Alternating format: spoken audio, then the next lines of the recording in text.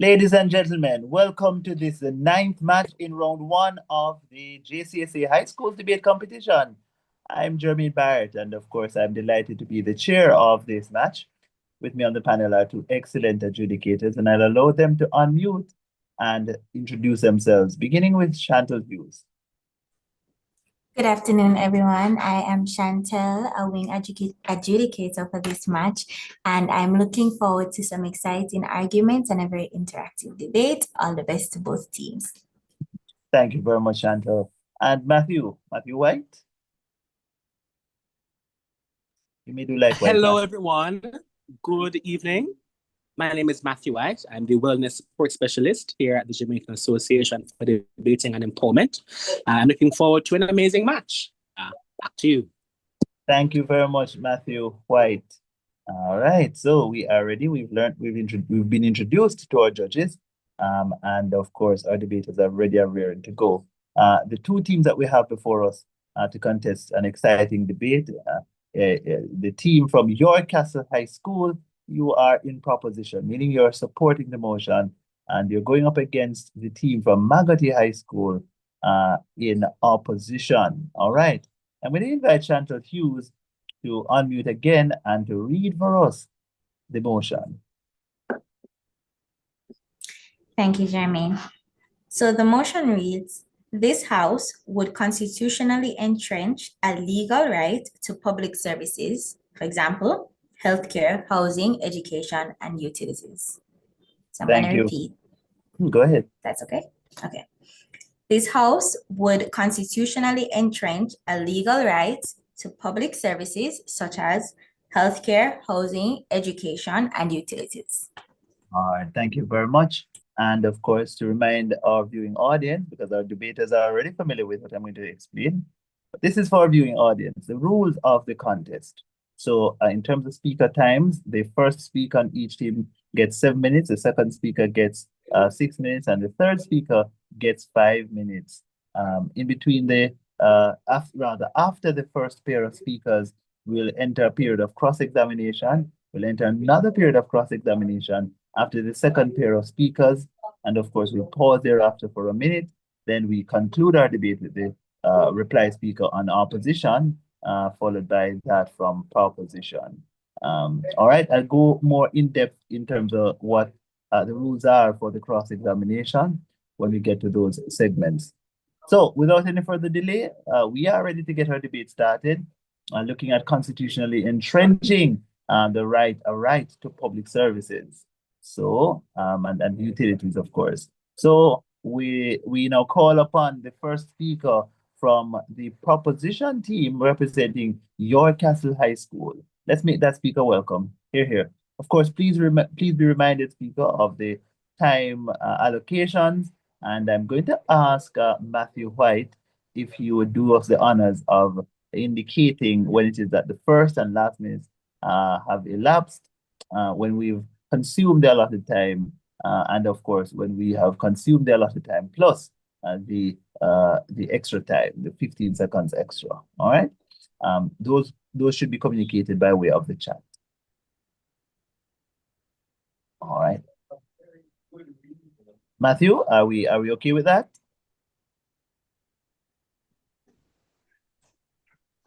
Yes. Indeed, very well. All right, so I don't think we have any more administrative matters to deal with. So let us now invite the first speaker on the proposition team representing again York Castle High School out of St. Anne. Let us make that speaker welcome. Okay, I will begin in 3, 2, 1. Mr. President, honorable judges, worthy opponents, and members of this House, good afternoon. It is with great pride and conviction that I stand before you in firm support of the motion. This House would constitutionally entrench a legal right to public services such as healthcare, education, and utilities. This motion speaks to one of the most important responsibilities of any government, which is protect the welfare and dignity of its people. To entrench these services in the Constitution means to make them permanent and legally binding. so that every citizen has guaranteed access to the basic necessities of life. Let us first understand what this truly means. A right is an entitlement that every citizen should have. To entrench something means to secure it so firmly that it cannot be easily removed or ignored. To constitutionally entrench a right means to make it part of the highest law of the land, ensuring that no government, regardless of who leads it, can take it away or neglect it. When we constitutionally protect access to healthcare, education, and utilities, we're not granting privileges. We're guaranteeing justice, equality, and opportunity for all Jamaicans. Imagine a Jamaica where every child can attend school without worrying about fees, uniforms, or whether their parents can afford textbooks. Imagine a country where no sick person has to choose between buying food or paying for medicine. Picture a nation where every household has clean running water and reliable electricity, no matter how far they live from the capital. This is the kind of Jamaica we can build when we make access to public services a constitutional right. My first point is that access to healthcare, education, and utilities is a basic human right. These should not be luxuries for the rich or fortunate. Yet corruption often prevents resources from reaching those who truly need them. They are essential for survival, dignity, and growth. When these services are constitutionally protected, no government can treat them as optional or subject to budget cuts. Citizens can hold leaders accountable if they fail to meet these obligations. According to a 2023 article from the Jamaica Observer titled Issues Affecting Healthcare Access, Jamaica's health system is under serious strain, with a shortage of doctors, nurses, midwives, and many specialists concentrated in Kingston, St. Andrew, and St. Catherine, leaving rural areas underserved. If the right to healthcare were constitutionally guaranteed, the government would be legally required to ensure that all Jamaicans, regardless of parish, have fair access to quality treatment. Even with a limited number of medical personnel, practical systems such as mobile clinics, telemedicine, and rotational deployment of doctors and nurses can ensure comprehensive coverage without compromising care standards. My second point is that constitutional protection creates accountability and stability. Governments come and go, but the Constitution remains. When these rights are written into the Constitution, every administration, regardless of political affiliation, must uphold them. This prevents public services from being used as political tools or campaign promises. For example, we have seen policies change depending on which party is in power, and many citizens lose out because of shifting priorities. But if education, healthcare, and utilities were permanent constitutional rights, no leader could reduce funding or limit resources without violating the highest law of the land. This is how we build a Jamaica where justice is consistent and dependable. My third point is that entrenching these rights promotes national growth and long-term development. A country cannot progress if its people are sick, uneducated, or living without basic services. Education creates skilled workers who can innovate and lead. Healthcare ensures a strong and productive workforce. Access to utilities supports businesses, schools, and communities. When citizens have these essentials, they can contribute more to the economy and the nation's success. For example, the government's PATH program has proven that investing in the future of Jamaican society pays off by improving school attendance and reducing long-term poverty. The same principle applies here. Constitutional protection would guarantee continued investment in the people who keep Jamaica moving forward. Some may argue that constitutionally guaranteeing these services is too expensive. However, The real cost lies in neglect. When people cannot access healthcare, diseases spread and productivity drops. When children are denied education, unemployment and crime rise. When families lack water and electricity, communities fall behind. The financial burden of ignoring these needs is far greater than the cost of providing them. By securing these rights in the Constitution, we are not promising luxury, we are promising fairness, and that is never too expensive. In conclusion, this motion is about protecting lives, ensuring equality, and creating a better future for every Jamaican. It is about transforming public services from political promises into permanent protections. By entrenching access to healthcare, education, and utilities in the Constitution, we are saying that every citizen deserves the opportunity to live, learn, and thrive. It guarantees that no Jamaican will ever be denied their basic rights because of where they live, how much they earn, or who is in government.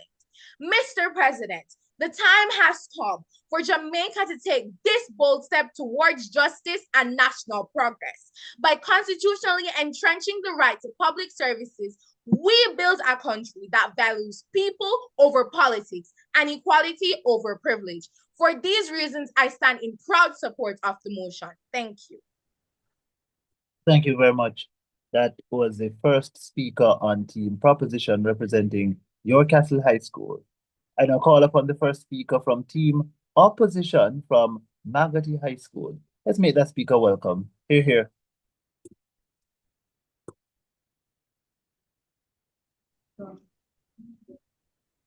Honorable Chair, esteemed adjudicators, respected members of the House, we are gathered here to witness an absurdity dressed as idealism. The proposition asks us to anchor a legal right to public services in our Constitution. Cute slogan, what a very atrocious policy and a dangerous fantasy. Make no mistake, this motion is not merely mistaken, it's reckless. It promises the moon with no rockets, it hands the keys of the budget to judges, and it will humiliate ordinary Jamaicans when law's pretty words collapse under the weight of reality. Constitutions protect big principles. They are not shopping lists for social programs. You write public services into a constitution and you do one of two things. Firstly, you might ban governments to impossible, inflexible legal obligations, or two, create a constant state of constitutional breach, and they are both ugly outcomes. When disaster hits, when hurricanes, pandemics, sudden economic shocks, budgets will snap. Constitutions do not pause for storms. If you entrench right without a sustainable funding and mechanism, you force government into three terrible choices: raise crushing taxes, overborrow and risk fiscal crisis, or cannibalize other essential services. That's not visionary policy. That's a financial malpractice dressed in virtue. Jamaica's recent IMF article findings show how fragile fiscal gains can be and why discipline and flexibility matter. The economy experienced a slowdown in the fiscal year 2024 to 2025 due to hurricanes damaging agriculture and tourism.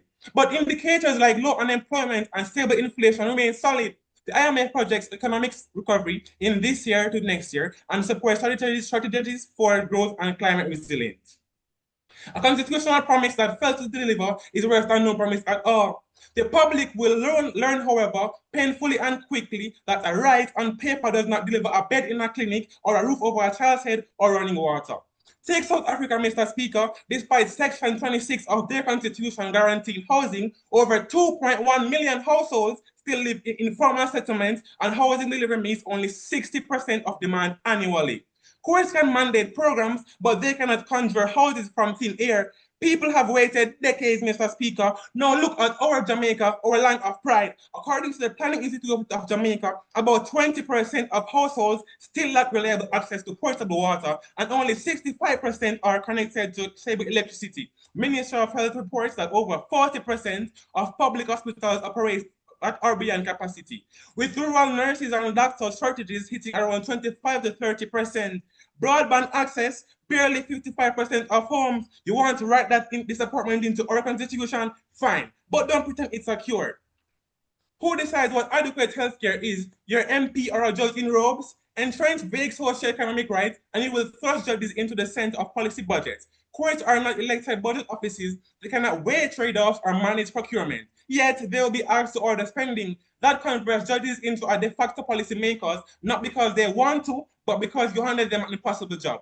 Brazil showed the danger. Right to health litigation produced a flood of court orders for expensive treatments, benefiting those with access to courts while distorting budgets and leaving ordinary citizens behind. That's not justice, Mr. Speaker. That's utterly chaos in legal robes. The proposition will first world examples like a magic talisman. Let's be real for a moment here. Court ordering policy often triggers political and social backlash, not smooth progress.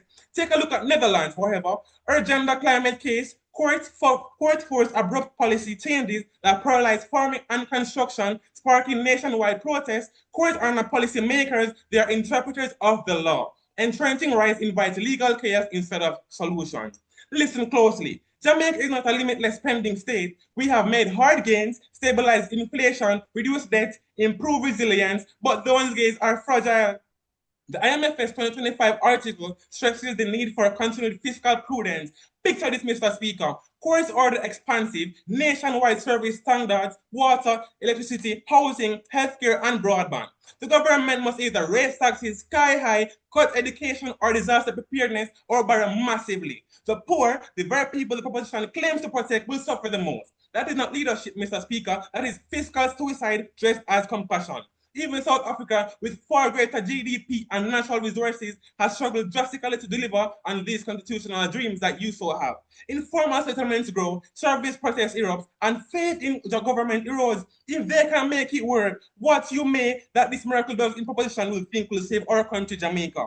The motion language is broad and it's vague. Who defines adequate housing? Who measures quality healthcare? And who decides to access to utilities? Imagine someone sues for a free high-speed Wi-Fi because access to utilities includes internet. Or someone demands the state to pay for their BBL surgery, arguing healthcare is a right. Under this motion, the lawsuit isn't absurd, it's constitutional. Will taxpayers fund breast augmentations, cosmetic surgeries, luxury medical claims, all because of vague legal wording? When a legal right has no boundaries, every demand becomes a claim and every disappointment becomes a lawsuit. That's not empowerment, that's constitutional clownery. Vague promise breed litigation, not equity. Courts get clogged, ministries will get drained, and actual service delivery freezes. The poor who can't afford lawyers will still lose. Preposition, you are overly ambitious, starry-eyed about law. Bankrupt in realism, you bring the Constitution to a fight that requires planners, engineers, accountants, and administrators, not moral sermons. Only a mindless soul will propose anchoring unfunded, undefined service guarantees in supreme law. Only someone, however, who believes laws rain down services like confetti will put us into this. Your motion is not a blueprint, it's a fantasy written in legal ink. Shame on you. When our people create clinics and find empty shelves, will you take a selfie with them and say the Constitution is what wrote this? When teachers strike because funds vanish into court-ordered rights programs, will you tell parents this Constitution is sued the government? That's not courage, it's cowardice in legal costume. You promise the moon with no rockets, paradise with no budget, and blame everyone else when reality bites. That is theater without government. Mr. Speaker, proposition, take a look at South Africa's constitution like a trophy once more, but you would ignore the cracks beneath it. 29 years, billions still live in shacks and riot for water. You want Jamaica, a small island, still fighting debt, hurricanes, and hospital shortages to copy that? That's not inspiration, that's limitation without comprehension. South Africa had budget and still struggled. Jamaica has the heart, but not the billions. To propose this, here is enough. A ball is delusional. Constitutional right to everything becomes a practical right to nothing. So I say this. We don't oppose rights, we oppose lawsuits as lazy substitutes for leadership. If you care about services, pass statutory entitlements tied to actual funding and sunset reviews. That's sober, that's democratic. Deliverable work and motion is not. Mr. Speaker, I say with all the class I can muster and not the class that I have. Only an over-ambitious dreamer and a third from reality would gamble Jamaica's progress on courtroom fantasies. Members of this House reject this circus. Defend realism, defend democracy, defend Jamaica. It's mock time. Thank you.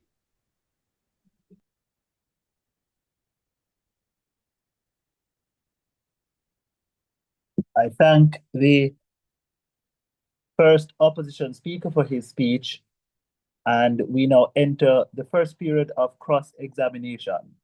In this period, the opposition, that is Maggotty, gets to ask 3 questions of the proposition, followed by the proposition responding to each of these questions in turn for 30 seconds each. We will flip and allow Maggotty to ask, rather your counsel to ask questions of Maggotty, guided by the similar time restraints. All right, so without any further delay, let us now invite the questions coming to us from Maggotty High School to your castle. If the Constitution promises every child free education and uniforms, what happens to responsibility, the duty of our parents, the role of schools, and the value of effort? Can a society survive when everything becomes a right and nothing becomes a responsibility? Thank you, Speaker. Thank you. Okay, so just to clarify, the role that parents play in a child's life is socialization, teaching them morals, values, etc. You are saying that if children were guaranteed free education, free tuition, free uniforms, and whatever, the parents would have no role, which is simply not true. The parents are there to guide their children, to socialize them, to help them to adapt to societal norms and to grow as people. That would still be the prominent role that they play, regardless of whether or not they're financially supporting them educational wise. And also, there are Thank you. I other. think you've Speaker. consumed 30 seconds. Thank you. All right, thank you. Maggotty, you may ask your second question. If everyone has an equal constitutional right to public services, how will your model prevent privileged or urban populations who have better access to courts and lawyers from exploiting those rights rather than rural or poor communities?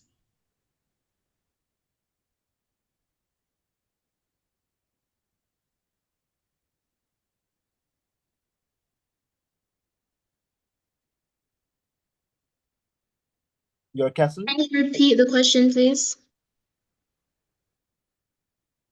If everyone now has an equal constitutional right to public services, how will your model prevent privileged or urban populations who have better access to courts and lawyers from exploiting those rights faster than rural or poor communities?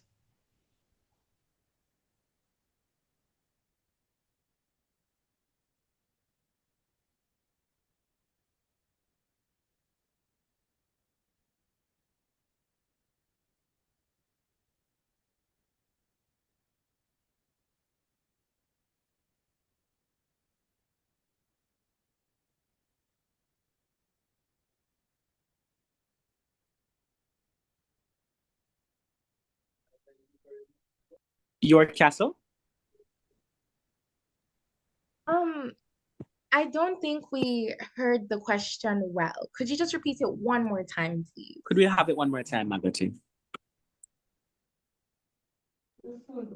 If everyone, as I said, if everyone now has an equal, like you promised, constitutional right to public services, how will your model prevent privileged or urban populations who have better access to courts and lawyers from exploiting those rights faster than rural or poor communities?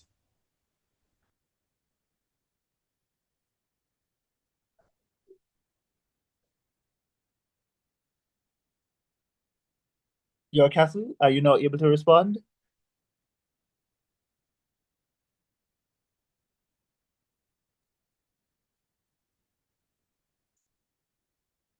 Your castle?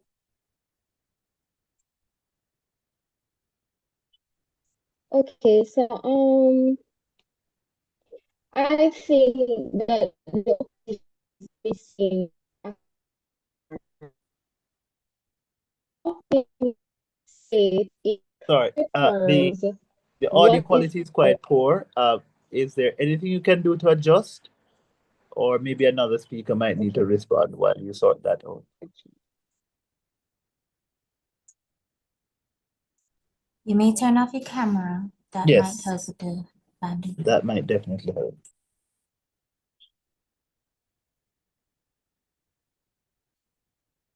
okay, so is everybody hearing clearly? Yes, this is better.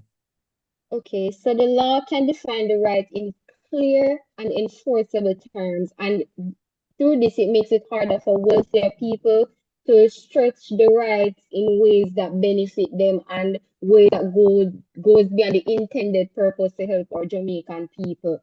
And we can also implement mechanisms where public interest groups and communities are able to go to court for these people who may not be able to afford lawyers. And are you saying that we have no trust in the current Thank Jamaican you, Alright. justice people. system? That's 30 Okay, seconds. okay, thank you. Maggotty, your third question now.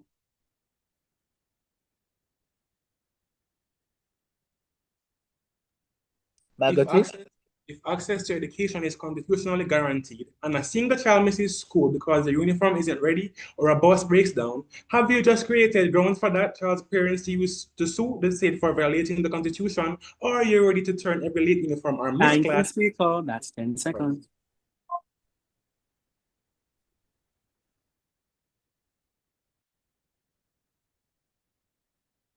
I'm sorry, is there any way that the question can be repeated?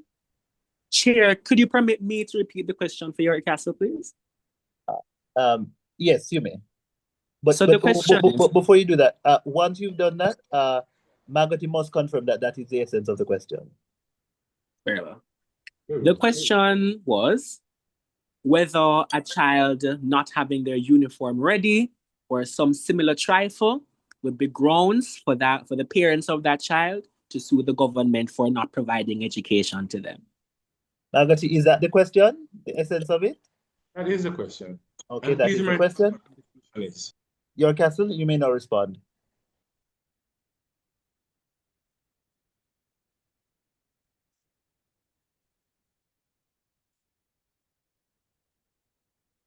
Your castle?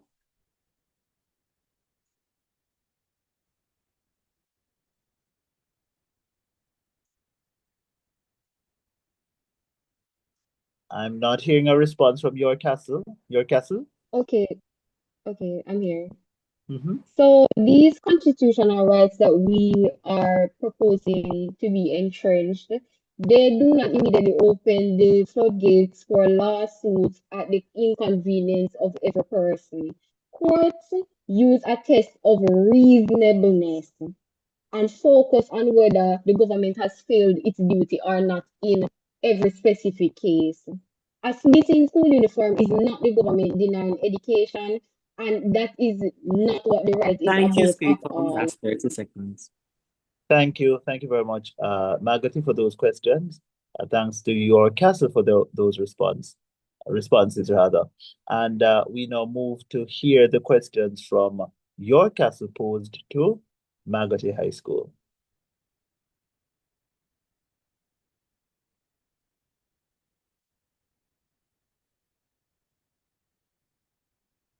Your castle, may we have your question? Your first question?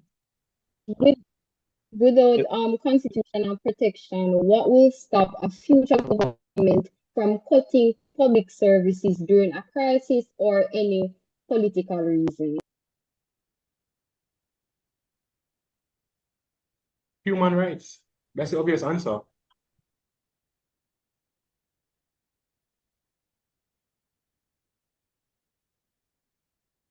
I think that sounds like the completed answer from Maggotty. Let us move on to the second question from your castle.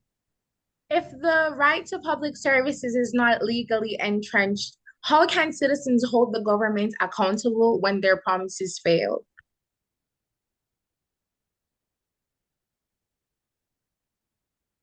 Through democracy, I believe that as a leader, you're supposed to hold or work in cohesion with your citizens or people to ensure that you guys are on the same foot at all times. So whether or not they can sue them if rights are entrenched, it's up to you, the proposition, to align stuff in the way that you guys shouldn't be sued in any case.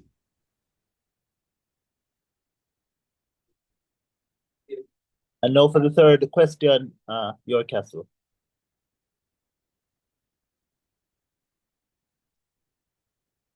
I would just like to point out that if we leave access to public services dependent on government goodwill, how will the opposition prevent the poor and vulnerable from being left behind?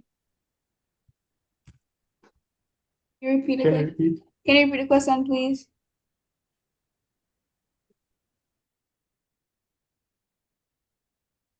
Your castle, you're being asked to repeat the question. Oh, I'm sorry, I was muted. I was saying that If we leave access to public services depending on the government, how will the opposition prevent the poor and vulnerable from being left behind? How can you guarantee the fact that the government will equally cater to everyone, not just the rich and fortunate? We prevent the poor from being left behind by not writing poetry into a constitution and by building policy that actually reaches them. A right to paper, again, doesn't fill a classroom or a fixed capacity does. The opposition definitely defends our doctoral social terms, of course, and programs. All right, thank you very much. We continue our debate now in the standard form. We make welcome now the second proposition speaker coming to us from York Castle High School. Madam Second Proposition Speaker, the floor is yours. Is everybody hearing you clearly at this Yes. time? Yes, we are hearing you. Okay, thank you. Mr. Speaker, honorable judges, my worthy opponents, and the members of this House, good afternoon. I proudly arise as the second speaker on the proposition side, continuing to stand firm in support of the motion. A strong foundation has already been laid by explaining what this motion means and why these rights are essential to human dignity, government accountability, and national development. I will now strengthen our case by expanding on those arguments and refuting the anticipated claims of the opposition and proving that constitutional entrenchment is not merely an ideal, but it is a prerequisite for justice, equality, and national advancement. As my teammate so powerfully stated, access to public services is a human right, not a privilege reserved for a few people. Constitutionally entrenching these rights is about protecting the most vulnerable members of society, those who are too often ignored by changing government and policies. When public services like healthcare, education, and utilities are only treated as political promises, it is the poor, the rural, and the marginalized who suffer first. By writing these rights into Constitution, we're saying that every citizen, regardless of income, background, or address, deserves equal access to opportunity and dignity. The Constitution becomes a shield for the powerless, ensuring that no government can simply deny them when the budget tightens or the priorities change. Take education, for example. When a child from a low-income family can attend school freely, they are not just receiving an academic benefit, they're breaking a generational cycle of poverty. As aforementioned, a society where a child can go to school without worrying about fees or uniforms is a society that values equality over privilege. Likewise, guaranteeing healthcare means that the farmer in St. Mary has the same right to treatment as a businessman in Kingston. Guaranteeing access to water and electricity means that the rural communities will not remain trapped in underdevelopment simply because of where they live. In essence, constitutional protection creates a baseline of fairness and gives every Jamaican a fighting chance at life. Another critical reason we must constitutionally entrench these rights is that it strengthens democracy and restores trust in the government. Democracy is not just about voting every 5 years, it's about the citizens believing that their government genuinely serves their interests. Too often, public trust erodes when governments make promises about schools, hospitals, and utilities only to fail in delivering them. When access to essential services becomes uncertain or inconsistent, people begin to lose faith in the very system that is meant to protect them. And we see this through the voter apathy we are noticing today. By embedding these rights in the Constitution, we transform these political promises into legal commitments that they must follow. Citizens will no longer have to rely on these promises. They would have constitutional assurance, and this increases transparency and accountability because the government would not be bound by performative goodwill. As mentioned, constitutional rights give the citizens to hold the leaders accountable. This means that we no longer have to depend on protest and political favor to be heard. They have a right to demand justice. And that, Mr. Speaker, is the essence of a functioning democracy when the governed are empowered to challenge the government within the law. Constitutionally entrenching public services is not only a duty to citizens living today, but also a moral responsibility to future generations. Every child born in Jamaica deserves a chance to grow up healthy, educated, and empowered, and not to the mercy of political whims and budgets. By guaranteeing healthcare, education, and utilities in the Constitution, the government is investing in the lives and the potential of the generations yet to come, ensuring that the progress we achieve today is not lost tomorrow. Take Jamaica's education system as an example. Free primary and secondary schooling has limited poverty, but these programs are vulnerable to and shifting political priorities. How many of us could imagine our own high school closing tomorrow just because the government decided it was not a priority? Ultimately, entrenching public services is not an act of long-term foresight and responsibility. It shows that the government is not only accountable to its current citizens, but it is committed to building a sustainable and prosperous society for future Jamaicans. The opposition might argue that constitutionally guaranteeing these services might divert from well-needed funds. Right here in Jamaica, when the government is invested heavily in programs that pass, it wasn't just charity, it strengthened families, improving school attendance, and reducing long-term poverty. And that is proof that spending on people isn't a cost, it is an investment that plays back in national growth and stability. In closing, this motion is not just about legal words on paper, it is about protecting lives and ensuring equality and building a stronger nation. To constitutionally entrench public services is to say, as a country, we will never abandon our people. And that is why we are proud to support this motion. Thank you. Thank you very much. Second proposition speaker coming to you there from York Castle High School. And I'll call upon the second opposition speaker from Maggotty High School to provide a response. Here. Mr. Speaker, this debate is not whether Jamaica deserves good health care, housing, or education. Of course we do. Our side, the real question is how best to deliver these services sustainably and fairly. Our side believes that constitutionally entrenching these rights would create legal rigidity, worsen inequality, and undermines democratic accountability across Jamaica and the wider Caribbean.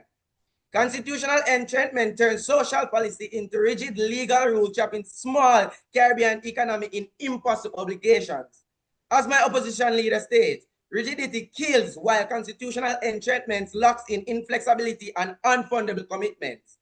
When you put healthcare, housing, or education into the Constitution, every government must become illegally bound to fund them at all times, even when budget collapse.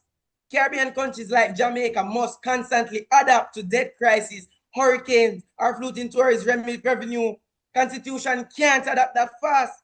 After a hurricane, if the government must rebuild schools and hospitals and guarantee universal housing because the Constitution says so, it faces two choices: violate the Constitution or bankrupt the country. Neither is sustainable.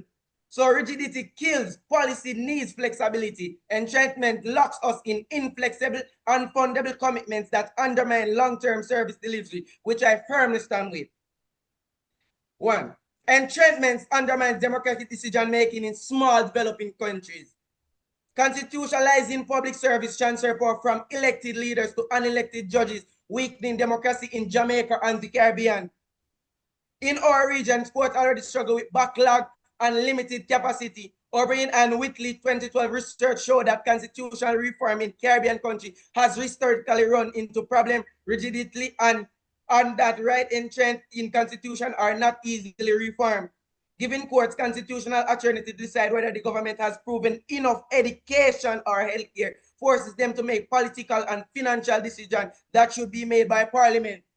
This blurs the lines between governance and law, taking decision-making out of the people, out of the hands of the Jamaican people. Imagine the Jamaican Supreme Court being asked to rule that the government failed to provide housing in inner city Kingston. The judges would have to start making decisions how much housing is enough and where the money should come from. That's not a legal judgment, it's a budgetary one. This shift power away from elected official who answers to voters and into the hands of unelected jurisdictions. It creates unrealistic obligation in a region with limited resource. Entrenching these rights would force Caribbean governments into unrealistic legal promise they cannot keep. According to the UNDP International Idea Constitutional Change in the Commonwealth Caribbean Report, many Caribbean reforms themselves expressing concern that making socio-economic rights constitutional entrench could lead to obligation that small country limited budget simply can't satisfy. This shows that it's not opponents who see the risk. The risk is real and widely recognized. Constitutions are rigid, but the Caribbean faces constant economic shocks, hurricanes, debt crisis, and flooding tourism revenue. In the Constitution mandates that everyone must receive housing or utilities. Any shortfall become a constitutional violation, not a policy challenge. That's opened the floodgate for a lawsuit and diverse care funds from service delivery into legal defense and compliance costs. After Hurricane Gilbert or during the COVID-19 pandemic, Jamaican has redirect funds urgently under the proposal of failing to provide full housing or utility during a crisis could become illegal, even when the government is doing its best with limited means. In small economy, flexibility is the key and Constitution can't adapt fast. By locking service provision into the Constitution, we tie the hands of our future government. Our approach treating these as policy priority rather than constitutional entitlement, allowing flexibility to respond to the region change, economic and environmental reality. At the end of this debate, the choice is clear. The government offers constitutional promise that countries can't enforce and countries can't afford. We offer democratic accountability, economic realism, and flexible policy that truly serve the Jamaican people. For the sake of good governance and genuine equality, we are proud to oppose.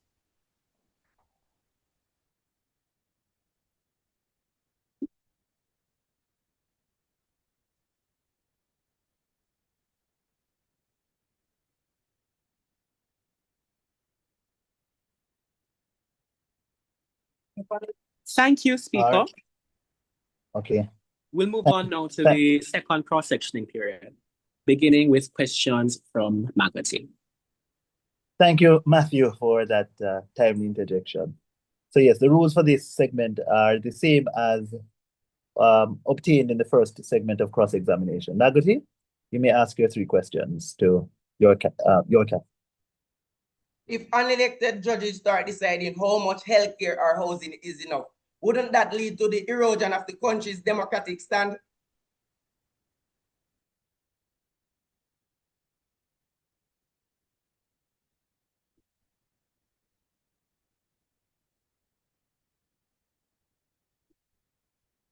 Your Castle, did you hear the question?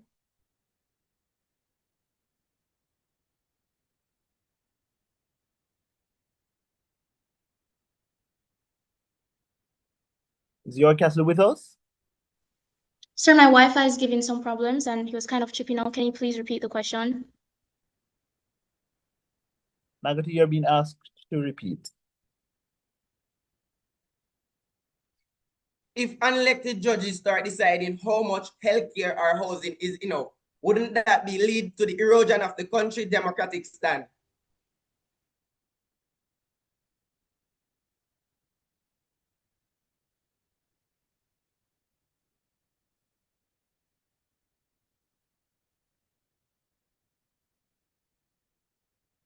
Your Castle?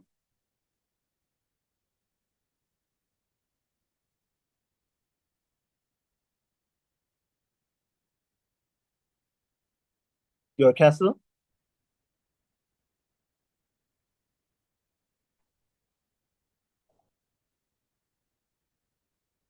I am so sorry, but can you please repeat that one more time, last time? Go ahead, Maggotty. Please repeat. If unelected judges start deciding how much healthcare or housing is enough, wouldn't that lead to the erosion of the country's democratic stand?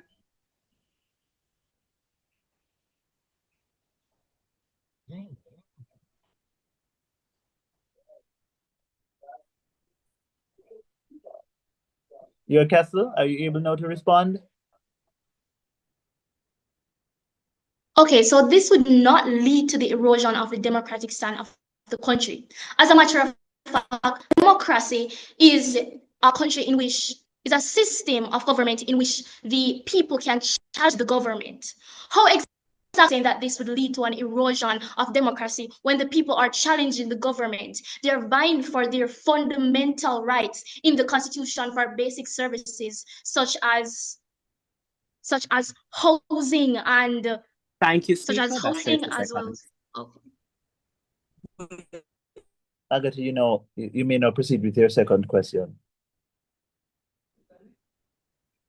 Given Jamaica limited budget and current debt obligation, how will the government fund this specific entitlement that benefits healthcare, housing, and other utility without cutting essential service? Okay, if you take a look at the statistics of Jamaica and how they spend their money, majority of what it goes towards is the consequences of them not constitutionally entrenching these rights. So children being sick, they have low employment rates and all these things. If it were constitutionally entrenched, the long-term effects on their budget would be that they would end up spending less money because they would have less problems arising in the country as opposed to not. So Okay, your third and final question, Maggotty.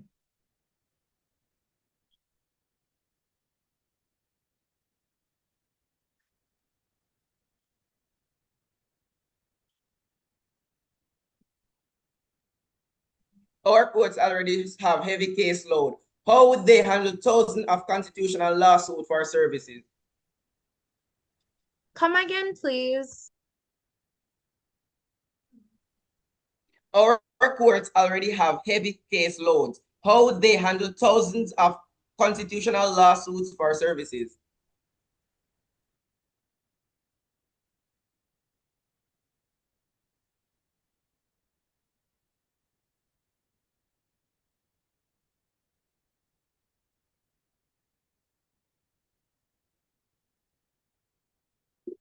Your castle?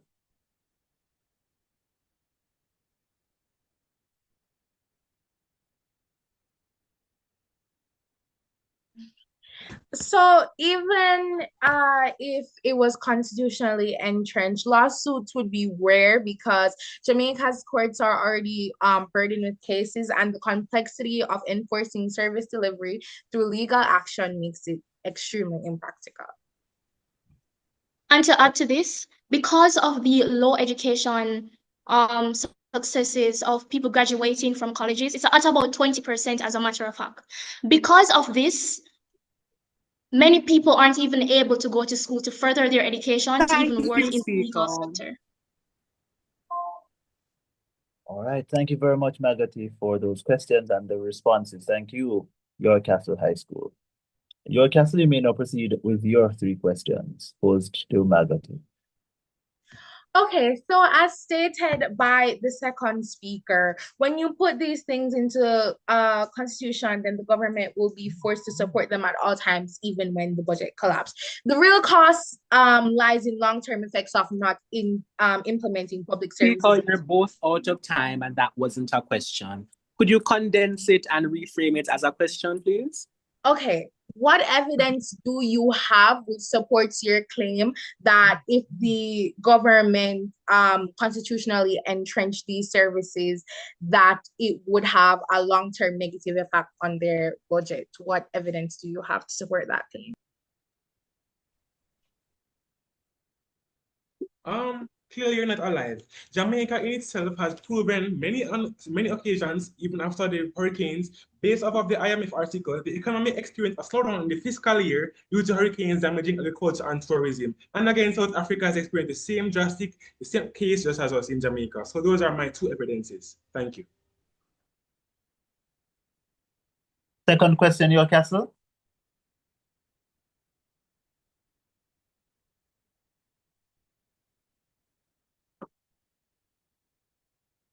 York Castle? Okay, so have you ever considered the long-term economic benefits of investing in these public rights, such as a healthier and more productive workforce? And is it fair Thank to you, Speaker. prioritize? Thank you, Thank you. Speaker. Just one question.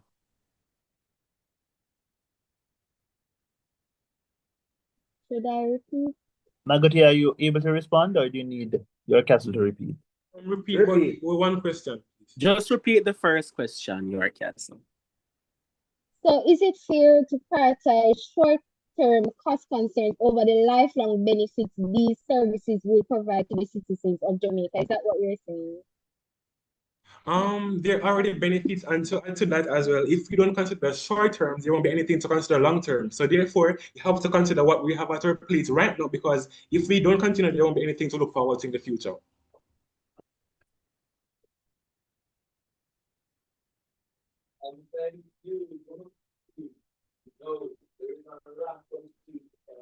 Your castle has one question left, correct? Yes. Okay.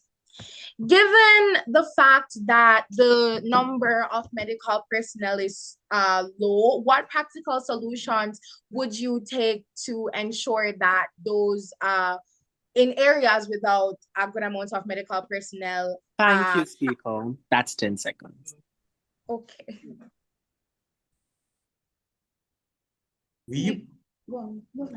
Budget comes along with it, and I think you as publication would know how to, well, us we know how to align our budgets to the needs of rural areas. As St. Elizabeth, we face a lot of drastically shortages of nurses and healthcare workers, and so far the budget isn't geared towards them. So in any way, shape, or form, we would have to shape our budgets to facilitate that. Okay, thank you. Thank you very much. And that completes the second segment of cross-examination. We'll pause for 1 minute. So Matthew, please place 1 minute on the clock. And when we return, we'll hear the reply speaker from the opposition, that's from Maggotty, followed by the completion of the debate, which will be delivered by the third speaker from your castle. Your 1 minute begins now.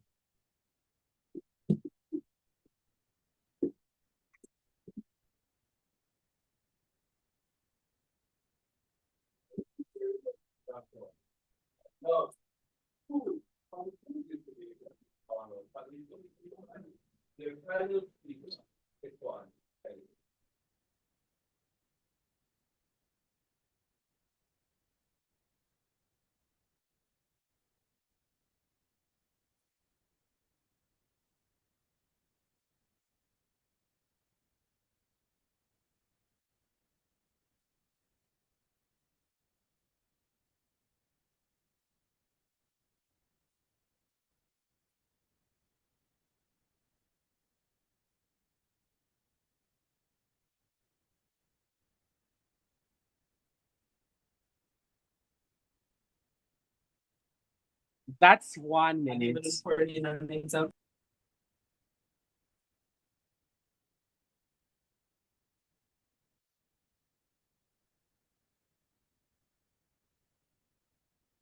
All right, so we are ready to resume. At this time, I invite the third speaker from Team Maggotty to provide their reply. Here. Mr. Speaker, today's debate is about the difference between wanting a better society and knowing how to build one. The real issue is whether locking them into constitution through the legal entrenchment actually helps citizens or harm countries. And the opposition has clearly shown that this motion will do far more harm than good. The government came to us with dream that if we write right into the constitution, people will automatically get access to health care. But as the opposition, we reminded this house that rights on paper don't build hospital, they don't pour houses, and they don't pay teacher. The debate come down to the government who gave us hope, and we gave this house a plan grounded in reality.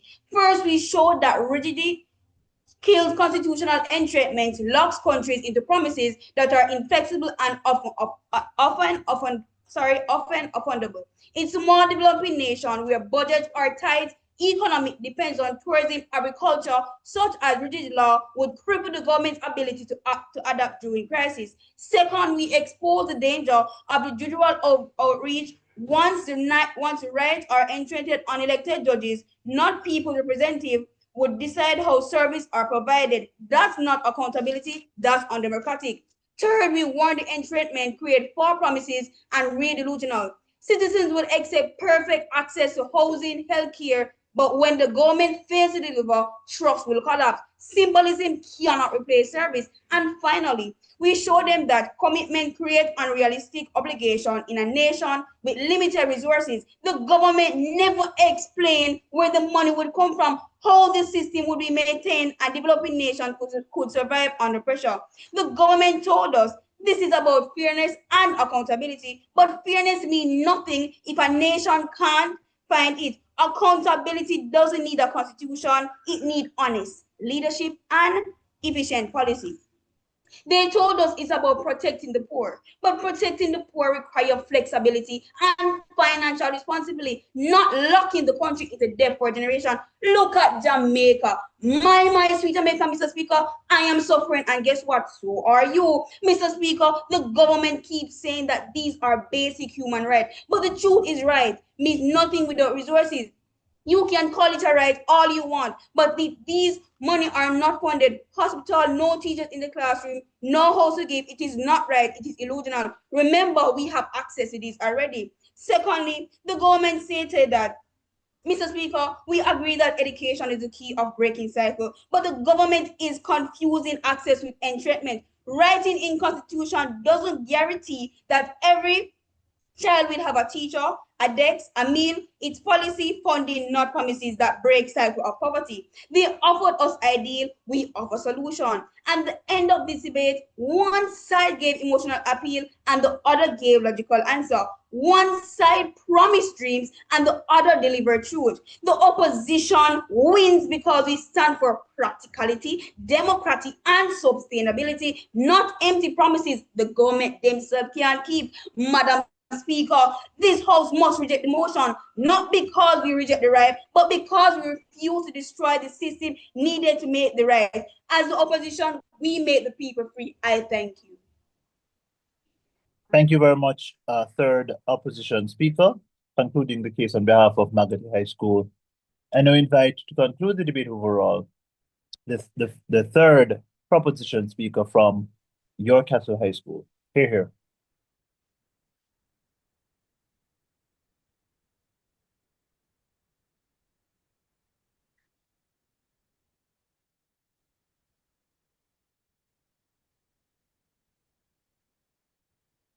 York Castle? We're ready to hear your third reply.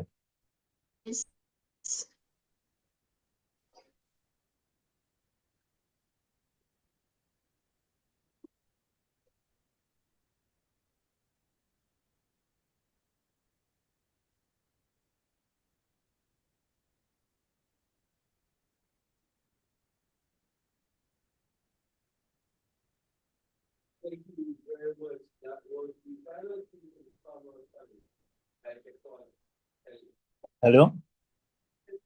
York Castle? York Castle, are you hearing? I'm here, sir. Yes, okay.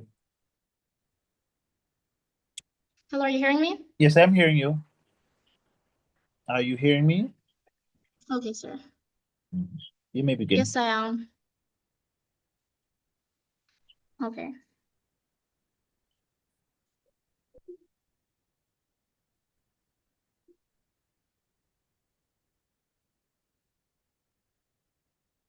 Now, the opposition continues to say that this is a day job. But let's be honest. What's reckless is the country as it is now. Many lose their lives due to the lack of access to health care, poverty level rises, many turn to crime instead of education due to its expense, and many succumb to disease and the collapse of businesses. Mr. Sir, esteemed adjudicators, dear opponents and members of this House, a pleasant hello and afternoon to you all. My name is Ashana Davison, and I stand in firm support of the moot. This House will constitutionally entrench a legal right to public services such as healthcare, education, and utilities. As the final speaker of the proposition, I will bring this debate to a conclusive end. My teammates so far have patently demonstrated that embedding public services in Jamaican constitution is imperative. And now I will further dismantle the arguments made by the opposition and will provide a summary of our arguments that clearly show why this decision would build a more equitable and just society. My dear opponents, let's not prevaricate from the socio-economic condition of our country and the dire living state of the people who constantly suffer under an unjust system where many are subjected to neglect and their dignity and worth are compromised or undervalued. Such a view was expressed in a Calypso by Eagle as late as 1984. The rich ones control the law controls the ones who are poor, so the law and the poor are always in a war. Mr. Speaker, it is time for this war to come to an end. Whether we are discussing precedent, custom, the Constitution, or the wider society at large, for which law must function, the underlying notions of dependency and inequity are rampant within our public services. A contemporary role of law must be to attempt to correct the inequities that centuries of enduring the unjust system of social class and exploitation wrought. The expense of public healthcare as it exists today permits the lives of those in low-income families where it costs thousands of dollars just to cover a doctor.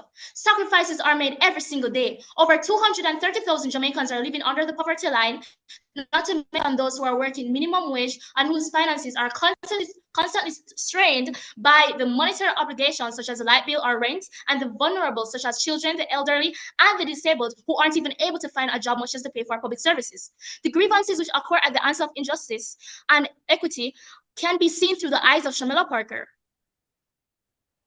In this story, on an evening in February 2023 in Montego Bay, Jamaica Parker's Aunt Mary, a living cook, shared a dish with her employer, where the man's family took him to a nearby hospital. The hospital that he went to treated him on the spot because he was affluent and because they knew him well. While Mary went to another hospital, and in contrast, I should say, the waiting to be attended was very long. She lost consciousness, she became unresponsive, and when the doctors attempted to revive her, it was far too late.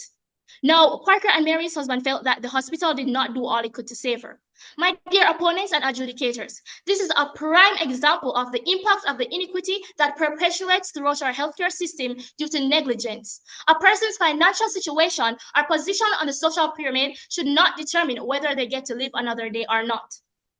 In addition, many Jamaicans have completely lost trust in the government. When election time comes around and politicians make their promises, these are often seen as nothing more than artifices for votes to consolidate their power in society, consequently leading to voter apathy. A government that is truly just prioritizes the welfare of the citizens over their own interests. Jamaica's long-term vision of development is expressed as becoming the place of choice where one wants to work, live, raise families, do business, and retire. For this vision to be possible, it is the government's responsibility to fully commit to supporting the enabling conditions for that good life vision to be realized. Placing these rights in the Constitution would mean transforming political promises into a reality where the government would legally be held accountable. Now, according to institutionalism, a lack of accountability and transparency can lead to the misuse of power, allowing corrupt practices to continue or worsen. This is exactly what we, the proposition, stand against. Now, where politicians continue to create a system that supports the affluent and disregard the broader society, this promotes injustice and undermines long-term development. According to the National Development Plan for Vision 2030, and I quote, excessive bureaucracy, overregulation, corruption, dishonesty in managing government contracts, and lack of transparency and accountability impose excessive economic cost to business, slow down the process of economic development, and affect our country's competitiveness and growth. Thus, this newfound mechanism of conscientious accountability for public services would lead to a progressive society devoid of political corruption. It is not an event, but a process. It is the product of binding principles for effective government and personal vision for the future. Thank you, Speaker. Thank you very much. Thank you very much. And with that, we're out of time. The debate has just come to an end. We as the adjudicators will now leave to deliberate, and we will return hopefully shortly with the results and the analysis for the call. In the meantime, please hang around. We'll be back hopefully shortly.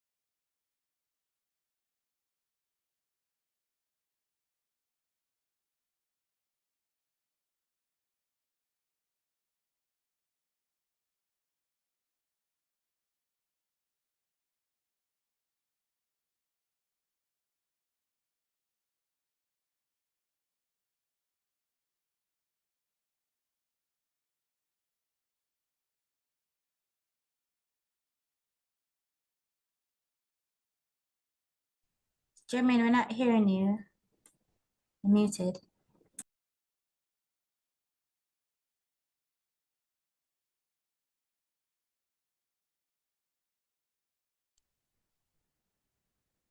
All right, are you hearing me now?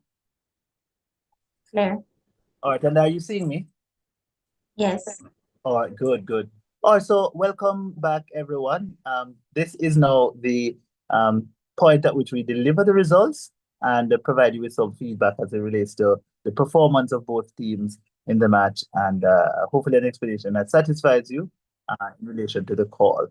Okay, so we had a debate just now about constitutionally enshrining the right to public services, such as housing, such as healthcare, and of course utilities.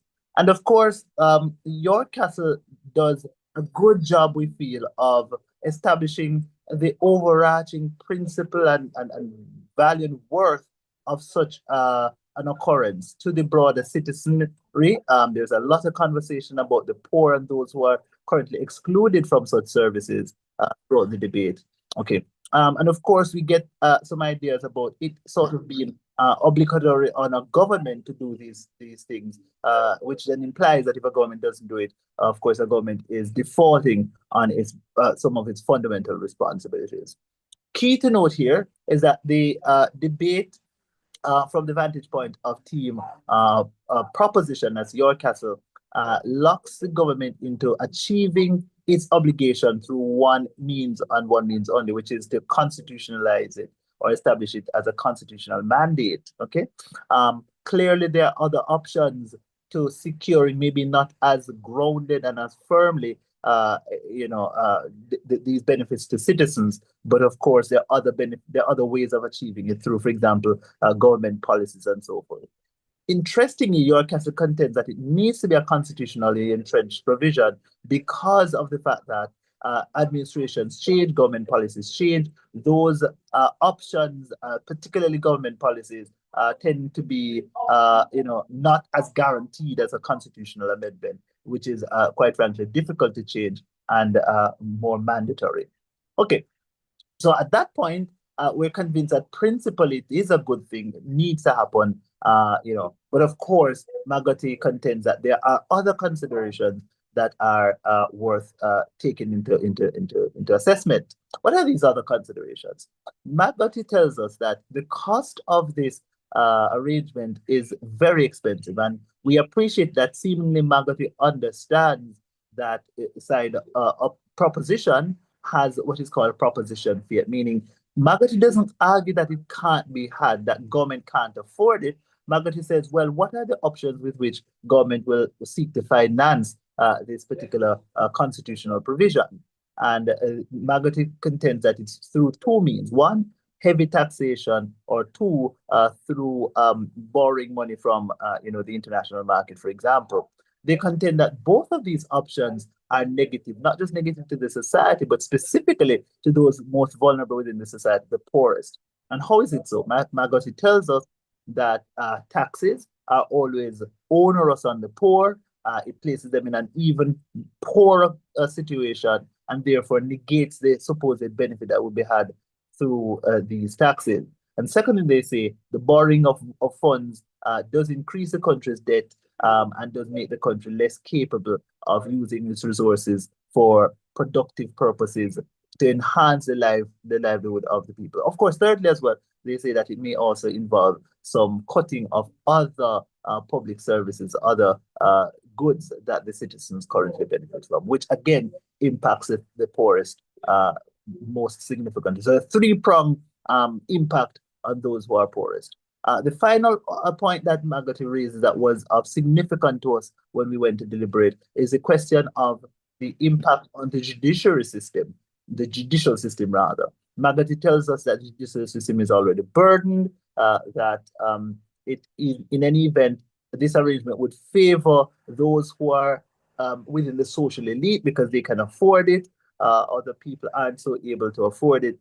That's litigation and so forth, to which we don't feel that York Castle gives the most robust response. And so we think that certainly that question leaves a lingering concern in the minds of the adjudicators. Okay.